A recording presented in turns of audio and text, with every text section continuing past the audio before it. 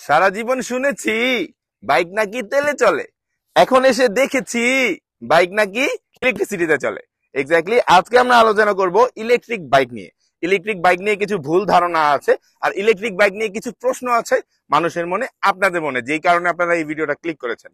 তো দেরি না করে চলেন শুরু করা যাক আজকে প্রশ্নের উত্তরগুলা এবং কিছু ভুল ধারণাকে শুধরানোর জন্যই এই ভিডিও। ইলেকট্রিক বাইক নিয়ে প্রথম যেই প্রশ্নটা সবার মনে আছে বা ভুল ধারণাটা আছে সেটা হইতেছে ইলেকট্রিক বাইকে অনেক ব্যাটারি চার্জ লাগে। একটা ইলেকট্রিক বাইক ফুল চার্জ করতে বা এই ইলেকট্রিক বাইকটা ফুল চার্জ করতে আসলে কত টাকার ইলেকট্রিসিটি লাগে? বিশেষ করেন কোম্পানি বলতেছে 15 থেকে 16 টাকার, আমি বাড়ায় বলতেছি হ্যাঁ 20 টাকা। 20 টাকা ইলেকট্রিসিটি দিয়ে আপনারা এই ইলেকট্রিক বাইকটা ফুল চার্জ করতে পারবেন। আর যেই ফুল চার্জ করা ব্যাটারি দিয়ে আপনি যদি খুব হাই রেভ করেন, খুব স্পিডে চালান, তারপরেও 80 কিলোমিটার রাইড করতে পারবেন। আর যদি ইকো মোডে চালান তাহলে আরো বেশি। তার মানে কি? তার মানে হইতেছে আপনারা 20 টাকা দিয়ে মিনিমাম 80 কিলোমিটার রাইড করতে পারবেন। অন্য কোনো তেলের স্কুটার দিয়ে 80 কিলোমিটার রাইড করতে চান তাহলে আপনারাই কমেন্ট করেন আপনার কয় লিটার তেল লাগবে। এই ধারণাটা আমাদের একদমই ভুল যে ইলেকট্রিক বাইক অনেক বেশি ইলেকট্রিসিটি খায়। এখনকার সময়ে অনেক আপডেটেড টেকনোলজির অনেক পাওয়ারফুল ইলেকট্রিক বাইক বাংলাদেশে অলরেডি চলে এসছে। এর মধ্যে এইটা একটা ইয়াদিয়া G150P। এত সব অয়েল কনজাম্পশন বাইকের মধ্যে যখন এই ইলেকট্রিক স্কুটারটা বা ইলেকট্রিক বাইকটা আমার কাছে দেখে সবাই একটু হাসাহাসি করে, কিন্তু আমি কখন হাসি জানেন? যখন কেউ আমাকে বলে পুরো মাসে ভাই 10-15 হাজার টাকা তেল লাগে। আসলে ইলেকট্রিক বাইক আপনার ডেইলি কমিউটের জন্য একটা সলিউশন। এটাতে যদি আপনি প্রপার রাইডিং কমফোর্ট চান, খুব বেশি স্পিড চান, অনেক বেশি ব্রেক চান, তাহলে এটা আপনার জন্য না। বাট আপনি যদি পুরো মাসের আপনার মোটরসাইকেলের মেনটেনেন্স কস্ট নিয়ে প্যারা খান, আপনি যদি পুরো মাসের আপনার অয়েল কনজাম্পশনের অনেক টাকা নিয়ে প্যারা খান, তাহলে আপনার জন্য এই স্কুটার। ইলেকট্রিক বাইক নিয়ে আরেকটা ভুল ধারণা হচ্ছে ইলেকট্রিক বাইকের ব্যাটারি খুব তাড়াতাড়ি নষ্ট হয়ে যায়। ইয়াদিয়া G150P এই বাইকটার মোটর এবং ব্যাটারির 15 মাস পর্যন্ত ওয়ারেন্টি আছে। তার মানে আপনি 15 মাস পর্যন্ত নিশ্চিন্তে চালাতে পারবেন। আর 15 মাসে আপনার যে পরিমাণ তেল সাশ্রয় হয়েছে ওইটার হাফ টাকা দিয়ে ব্যাটারি কিনতে পারবেন। হ্যাঁ, ব্যাটারি প্রাইসটা একটু বেশি। আসলে ইলেকট্রিক বাইকের মূল বেসমেন্টে হচ্ছে ব্যাটারি। এটা 72 ওয়াটের 38H ব্যাটারি দেওয়া আছে, গ্রাফেন ব্যাটারি, যেটার কারণে কিন্তু এটা একবার ফুল চার্জে মিনিমাম 80 কিলোমিটার পর্যন্ত চলতে পারে। ইলেকট্রিক বাইক নিয়ে আরেকটা ভুল ধারণা হচ্ছে এটা স্পেয়ার পার্টস নিয়ে। ইয়াদিয়া হচ্ছে ওয়ার্ল্ডের সবচাইতে বড় ম্যানুফ্যাকচারার কোম্পানি। পুরো 7টা কান্ট্রিতে ওদের ম্যানুফ্যাকচারিং প্ল্যান্ট আছে।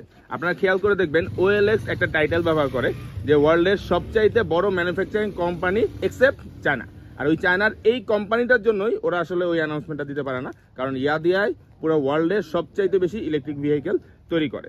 সুতরাং আপনারা নিশ্চিন্তে থাকতে পারেন এটার স্পেয়ার পার্টস থেকে শুরু করে সবকিছু বাংলাদেশেই অ্যাভেলেবেল পাচ্ছেন।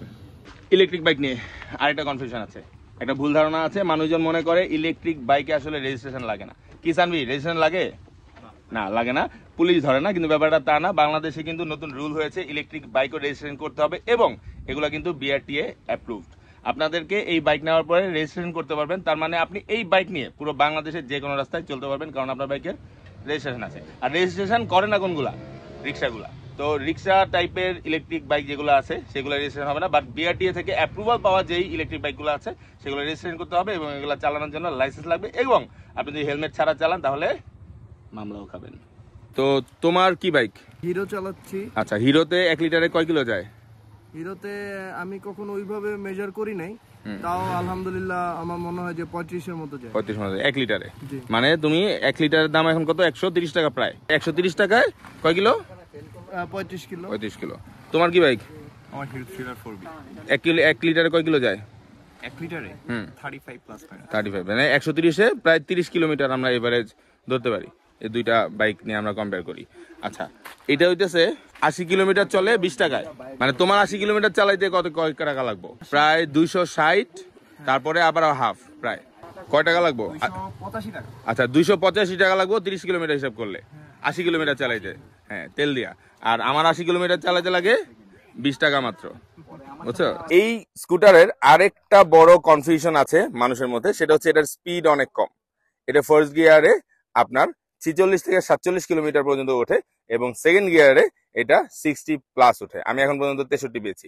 আর যেহেতু আমার ওজন 96 কেজি, যার কারণে হয়তো একটু কম ওঠে, বাট আপনারা যদি আমার অন্য ব্লগগুলো দেখেন তাহলে ওইখানে দেখতে পাবেন যে এটার স্পিড নিয়ে আমি আরো অনেক কিছু দেখিয়েছি। বাট 60 কিলোমিটার ঢাকা শহরের প্রত্যেকটি রাস্তা আসলে সেফ এবং স্ট্যান্ডার্ড এনাফ স্পিড। তো আসলে স্পিড কম উঠে অন্য ভেহিকেলের সাথে চালাইতে পারবেন না, এরকম যদি আপনি মনে করেন তাহলে আসলে আপনি সঠিক জানেন না। এটা আসলে অন্যান্য ভেহিকেলের সাথে স্ট্যান্ডার্ড ওয়েতেই চলতে পারবে। অনেকেই মনে করে এই ইলেকট্রিক বাইক চার্জ দেওয়া অনেক হ্যাসেল, কিন্তু না, এই বাইকটার যেই চার্জার আছে সেটা কিন্তু 2 পিনের চার্জার, যে কোনো জায়গায় প্লাগ ইন করা পসিবল এবং চার্জারটা সিটের নিচে অনায়াসে রাখা যায়। আপনাদের গ্যারেজে যদি 2 পিনের প্লাগ না থাকে তাহলে একটা ইলেকট্রিসিটি লাইন আপনাদের গ্যারেজ পর্যন্ত টেনে নিলেই হয়। অনেকে মাল্টি প্লাগও ব্যবহার করছে। ভাই এটি ভাঙবো উঠলে, শিওর তুই? উঠলে ভাঙবো ভাই। আচ্ছা ওঠ। দেখেন আপনি ওনার শরীরে সাইজ দেন ভাই, উঠেন না। নতুন বাইকটা ভাই, বুঝেন কিন্তু ভাই ভাঙে যাবো ভাই ভাঙলে কিন্তু আমার দোষ না ভাই। ভাই ভাঙবো ভাঙে যাবো ভাই ওঠ ওঠ ওঠ। ভাই উঠো না উঠো না আরে একটা কোম্পানিতে বাইক আনছেন এলে এরকম করবেন? আরে ওঠ ওঠ ওঠ। এই জায়গায় এখানে হ্যাঁ সিরিয়া ওঠ রেডি। এখানে হাত দাও। ওঠ না, হ্যান্ডেল হাত দে। ভাই বাংলা ভাই ওঠ ভাই ভাই ভাঙো ওঠ। ভাই উঠো না ভাঙো বাংলা শুটা নিয়ে গেছি দাঁড়া। ওঠ ওঠ ওঠ। ভাই ভাঙো না এবার বর দে, বর দে। আল্লাহ দে না, বর দে। দে বর দে, আরো দে। আরে আরো দে, আই রে তেরি ভাই লো আরো দে না, একটু নাচা নাচা কর। এই বেশি এই মানে এক্সট্রা অভিনয় হয়ে যেতেছে না, লোহা মনে করতে নাকি? না জেনুইন ভাই, ভাই আপনার কি আবার পাতলা পাতলা বানায়? এটা প্লাস্টিক ভাই। এই হইতেছে বিল্ড কোয়ালিটি। মানে বিশ্বাস যদি না হয়, হ্যাঁ এবার এলইডির উপরে পা দে। এলইডি এলইডির উপরে এই যে চেম্বারটা আছে, হ্যাঁ দে পা দে। ভাই ওঠ। খুলে পার্টস গুলো পড়বা আছে মনে হইতেছে। ওঠ ওঠ না, ওঠ করে ভাই ওঠ। হ্যাঁ হ্যাঁ। এবার চাপ দে, চাপ দে, একটু নাচ। চাপ দে না, একটু নাচ, চাপ দে। বুঝছো? হ্যাঁ ওই যে এবার নাম জামুগা।